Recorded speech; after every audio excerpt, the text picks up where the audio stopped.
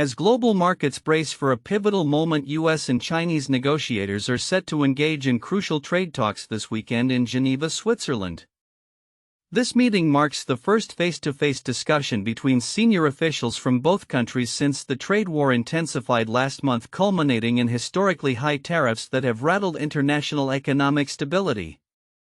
With both nations facing mounting pressure to resolve their differences, the outcomes of these negotiations could have far-reaching implications for the global economy. Treasury Secretary Scott Bessent will lead the U.S. delegation, joined by U.S. Trade Representative Jamieson Greer, while China's Vice Premier for Economic Policy Lifeng will head the Chinese team. The stakes are high as both sides have recently enacted tariffs that have disrupted trade flows dramatically. The U.S. imposed a staggering 145% tariff on most Chinese imports, while China retaliated with 125% tariffs on American goods. As Wayne Weingarten, a senior fellow at the Pacific Research Institute, pointed out, the current tariffs on Chinese exports to the U.S. are so high that they essentially shut down direct trade between the countries. The impetus for these talks stems from a mutual acknowledgement that the escalating tariffs have hampered trade, potentially leading to adverse economic consequences.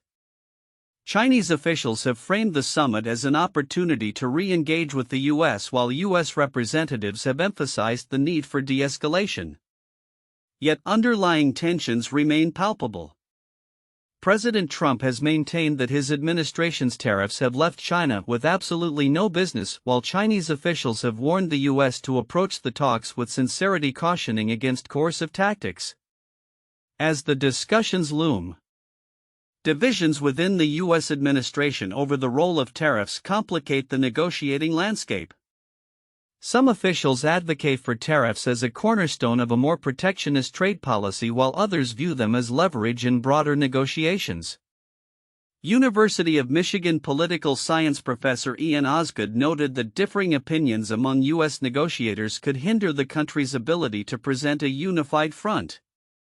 This discord reflects a larger challenge. The U.S. may struggle to articulate clear conditions for lifting tariffs, leading to potential bargaining failures. Amid these complexities, analysts remain skeptical about the potential for significant breakthroughs during the talks. Expectations are tempered, with many viewing the discussions as a chance for both sides to gauge each other's willingness to compromise rather than as an opportunity for immediate resolution. Jack Zhang, a political economy expert at the University of Kansas, suggested that the initial meetings may yield symbolic gestures rather than concrete agreements, emphasizing that both parties are likely to signal toughness while testing the waters for future negotiations. In the lead-up to the talks, President Trump hinted at a potential reduction of tariffs to 80%, a significant decrease from the current rates but still high enough to stifle most trade. This suggestion was framed as part of a negotiation strategy, with the White House asserting that any tariff reductions would depend on concessions from China. However, economists caution that even an 80% tariff may not be sufficient to reinvigorate trade, especially as companies grapple with the escalating costs of doing business amid the ongoing trade standoff. The geopolitical ramifications of these negotiations are profound. Both nations are acutely aware that prolonged conflict could jeopardize broader economic ties and investment flows. As the world watches closely, the outcomes of this weekend's discussions will not only impact U.S. China relations but could also set the tone for future global trade dynamics. In conclusion, while the Geneva talks represent a critical opportunity for dialogue between two economic giants, the path to resolution is fraught with challenges. The diverging interests of both sides, coupled with internal divisions and external pressures, suggest that any forthcoming agreements may be more incremental than transformative. As both countries navigate this complex landscape, the global community remains hopeful for a thaw in relations that could stabilize markets and foster a more collaborative economic environment in the future. Tensions between the United States and China have reached a critical juncture as both nations prepare for pivotal trade talks this weekend in Geneva, with President Donald Trump suggesting a potential reduction of tariffs on Chinese goods from the current rates of 245% to 80%. The stakes are high for both economies. This development not only reflects the ongoing complexities of U.S. China trade relations but also the intricate balancing act both countries must perform to navigate their economic and political interests. The backdrop to these discussions is a fraught environment of escalating tariffs and retaliatory measures. U.S. tariffs on Chinese imports have soared to unprecedented levels, with Trump indicating that even an 80% levy seems right. While this hints at a willingness to negotiate, it also underscores the tough stance the U.S. has adopted since Trump's return to the White House in January. "You can't get any higher. It's at 145, so we know it's coming down," Trump remarked, suggesting that the U.S. may be open to easing some restrictions post-talks, though the specifics remain opaque. China, for its part, has approached the upcoming negotiations with a firm position. Commerce Ministry spokesperson He Yadong warned that any coercive tactics would be met with resistance, emphasizing that China seeks fairness and justice in the discussions. "If you say one thing and do another, China will never agree," he stated, reflecting the principled stance that Beijing has maintained throughout this drawn-out trade conflict. The talks will feature key figures from both sides, including Treasury Secretary Scott Bessent and U.S. Trade Representative Jamieson, Greer representing the U.S. and Vice Premier Lifeng from China. Analysts suggest that while the primary goal is to de-escalate tensions, the actual outcomes may be more symbolic than substantive. The two nations must first establish a baseline level of sincerity and seriousness in their negotiations before any meaningful agreements can be reached. However, the road to rapprochement is fraught with challenges.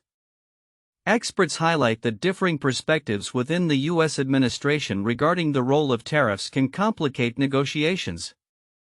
Some officials view tariffs as a protective measure while others see them as leverage in broader trade discussions. This internal conflict could hinder the U.S.'s ability to present a coherent strategy, which is critical as both sides gauge each other's willingness to compromise. China has been bracing for a prolonged economic standoff, bolstering its domestic supply chains and reducing reliance on foreign markets. Recent monetary policy adjustments, including lowering interbank interest rates, signaled Beijing's strategy to mitigate the economic fallout from U.S. tariffs. "We expect this is really the first salvo of government support," remarked Dinny McMahon from Trivium, underscoring the proactive measures China is taking in response to U.S. trade policies. As the world watches, the Geneva talks represent a critical moment for both countries.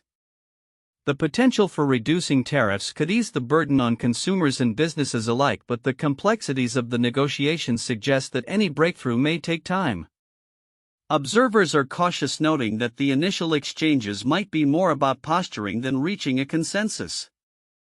In conclusion, the upcoming U.S. China trade talks serve as both a litmus test for the current diplomatic engagement between the two nations and a potential turning point in their economic relationship. As leaders from both sides prepare to meet, the international community will be keenly observing how this dialogue unfolds and whether it can pave the way for a more stable and cooperative trade environment. Future developments will undoubtedly hinge on the outcomes of these discussions as both nations seek to navigate the intricate web of tariffs, trade barriers, and geopolitical aspirations. In a revealing exploration of China's Naval Special Operations Forces, the recently published Red Book 18, Sea Dragons, Special Operations in Chinese Military Strategy by John Chan and Dr. Joel Wuthnow underscores the significant yet intricate role of the People's Liberation Army Navy's Plan Elite Unit, the Sea Dragons. As China continues to assert its influence in the maritime domain, the insights offered in this publication are particularly timely, especially given the geopolitical tensions surrounding the Taiwan Strait and the South China Sea. The Sea Dragons, a specialized brigade within the Plan Marine Corps, have garnered attention not only for their operational capabilities but also for their portrayal in popular media such as the 2018 film Operation Red Sea. This cinematic depiction, inspired by real-life events where these forces aided in evacuating Chinese and foreign nationals from Yemen, has sparked interest in their role in contemporary military strategy.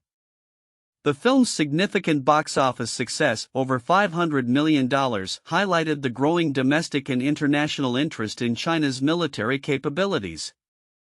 According to Christopher Sharman, director of the China Maritime Studies Institute CMSI, the Sea Dragons represent a critical element of China's maritime strategy. This volume addresses fundamental questions regarding the mission requirements, capabilities, and limitations of naval special operations forces, particularly in the context of potential conflicts in the Taiwan Strait and the South China Sea. The forthcoming analysis not only sheds light on their real-world experience but also speculates on their future operational deployments. The authors Chen and Wuthno emphasize that the primary mission of PLA Special Forces, including the Sea Dragons, is not merely confined to combat operations but extends to a range of non-combat military operations. These include counter-piracy missions, international training programs, and non-combatant evacuations. Despite their relatively small size, approximately 3,000 personnel, their specialized skills allow them to undertake diverse missions which are increasingly vital as China's maritime strategy evolves. The volume is meticulously structured into 6 sections, beginning with an overview of the Chinese military doctrine concerning special forces and their roles in naval operations. Subsequent sections delve into the organizational structure of the Sea Dragons, their training regimens, both domestically and internationally, and their operational experiences. The analysis culminates in a discussion of the Sea Dragons' contributions to China's broader maritime strategy while also acknowledging the limitations they face, such as personnel shortages, integration challenges within joint command structures, and equipment deficiencies. As geopolitical tensions escalate, particularly with respect to Taiwan, the role of the Sea Dragons and their capabilities take on even greater significance. Their potential involvement in coercive measures against Taiwan or territorial rivals in the South and East China Seas could reshape the balance of power in these contested regions. Their deployment in low-intensity conflicts and peacetime missions signals an expanding operational scope, reflecting China's ambition to project power beyond its shores.